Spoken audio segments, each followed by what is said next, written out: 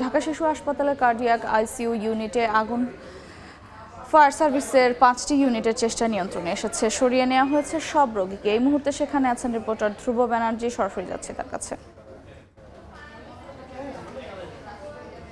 5টি ইউনিটের প্রায় 1.5 ঘন্টার প্রচেষ্টা এবং 1.5 ঘন্টার প্রচেষ্টায় এখন কিন্তু আগুন নিয়ন্ত্রণের পর নির্বাপনও হয়ে গেছে। আমরা যদি চারিদিকটা দেখি তাহলে কিন্তু দেখতে পাবো যে আগুনের যে ভয়াবহতা ছিল সেই ভয়াবহতার ছাপ কিন্তু একদম স্পষ্ট।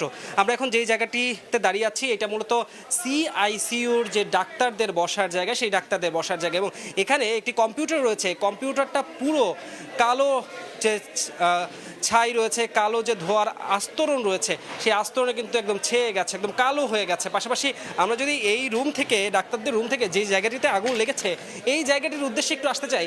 এখানে এখন পর্যন্ত এত তাপ বিরাজ করছে যে আসলে এখানে থাকাটাই অনেক বেশি কষ্ট। এখানে যারা আছেন এখন এই মুহূর্তে তারা অনেকটাই ঘেমে যাচ্ছেন, কারণ এখানে এখন পর্যন্ত তাপমাত্রা অনেক বেশি এবং পাশাপাশি এই যে সিআইসিইউর যে বিভিন্ন ধরনের যন্ত্রপাতি রয়েছে, উন্নত সামগ্রী রয়েছে বাংলাদেশ শিশু হাসপাতালে, সেই উন্নত সামগ্রী কিন্তু অনেকটাই পুড়ে গেছে এবং আমরা দেখতে পাচ্ছি যে প্রত্যেকটা দেয়ালে যে কালো আস্তরণ, সেই কালো আস্তরণ কিন্তু পড়ে গেছে এবং পাশাপাশি এখনও এই জায়গায় যে আইনশৃঙ্খলা বাহিনীর তৎপরতা এখনও এখানে আছে।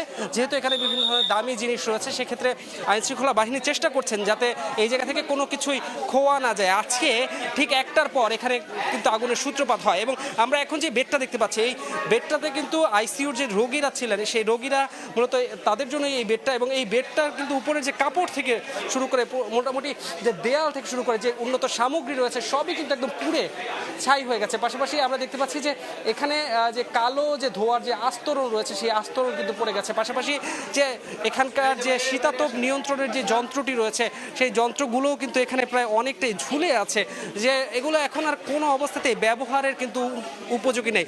আমরা যতটা জানতে পেরেছি এখানে যখন এই দুর্ঘটনা ঘটে অর্থাৎ ঠিক 1টার পরে এখানে মূলত 17 জন রোগী ছিলেন এবং 17 জন রোগীকেই এখান থেকে যখন আগুন লাগে তারপরই এখান থেকে সরিয়ে হাসপাতালে বিভিন্ন ওয়ার্ডে এবং আরও যে আইসিইউগুলো রয়েছে সেই আইসিইউগুলোতে স্থানান্তর করে দেওয়া হয় এবং আমরা পুরো জায়গাটি জুড়ে দেখছি এখানে একটি ফ্রিজও রয়েছে। পাশাপাশি এখানকার যতগুলো জিনিস রয়েছে সবই কিন্তু অত্যন্ত দাহ্য পদার্থ। সুতরাং এখানে যদি আগুন লাগে তাহলে এই আগুনটি ছড়িয়ে পড়ার সংখ্যা কিন্তু অনেক বেশি, পাশাপাশি বড় ধরনের দুর্ঘটনার সংখ্যাও রয়েছে। পাশাপাশি এখন পর্যন্ত এখানে কিন্তু ঢোকা যাচ্ছে না। পাশাপাশি এই জায়গায় আগুন নিয়ন্ত্রণের সবচেয়ে বড় যে সমস্যাটি হয়ে দাঁড়িয়েছিল সেটা হচ্ছে এখানকার ধোঁয়া বাইরে যাওয়ার কোনো পথ ছিল না। সুতরাং ফায়ার সার্ভিস এসে এখান থেকে প্রথমে ধোঁয়া নিষ্কাশন করে তারপর আগুন নিয়ন্ত্রণ করছিল।